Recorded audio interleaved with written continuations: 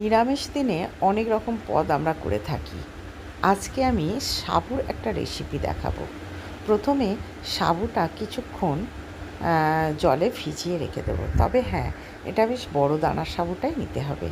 এরপর কড়াতে সাদা তেল দিয়ে কারি পাতাকে ভালো করে ভেজে নেব। তারপর একটু তাতে দিয়ে দেবো কাঁচা বাদাম। বাদামটাকে যখন বেশ লাল লাল করে ভাজা হয়ে যাবে, তাতে দিয়ে দিচ্ছি কাজু আর কিশমিশ। এটি হচ্ছে সাবুর পোলাও। সাবুর পোলাও কিন্তু বেশ মিষ্টি মিষ্টি খেতে হবে। পোলাও যেমন মিষ্টি হয় সেই রকমই। দেখুন বেশ ভাজা ভাজা হয়ে গেছে।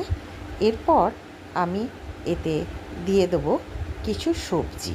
সবজির মধ্যে থাকবে গাজর, বিনস, ক্যাপসিকাম, একটু ছোট ছোট করে আলু দিতে পারেন, একটু কড়াইশুঁটি, সব রকম দিয়ে একটু নুন দিয়ে এটাকেও বেশ ভাজা ভাজা করে নিতে হবে। আর একটু হলুদ, যদি একটু লঙ্কা গুঁড়ো অল্প করে দিতে চান দিতে পারেন, নাহলে একটু কাঁচা লঙ্কা কুচিয়ে দিতে পারেন। এবার এটাকে ভালো করে, জল না দিয়ে, কিন্তু জল দেয়া যাবে না, একটু ভালো করে ভাজা ভাজা করে নিতে হবে। দেখুন যখন এগুলো পুরো নরম হয়ে এসেছে ভাজা ভাজাটা, এরপর এতে আমি দিয়ে দিচ্ছি ভিজানো সাবুগুলোকে আমি জল ঝরিয়ে নিয়ে একটু শুকনো করে রেখেছিলাম। এই সাবুগুলোকে দিয়ে ভালো করে নাড়াচাড়া করে নিতে হবে। নাড়াচাড়া করে এটাকেও বেশ ভাজা ভাজাই করতে হবে। আস্তে আস্তে এটির কালারটা বদলে যাচ্ছে।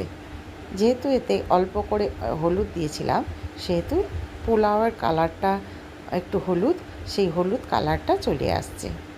এরপর বেশ কিছুটা পরিমাণে মিষ্টি এতে দিতে হবে।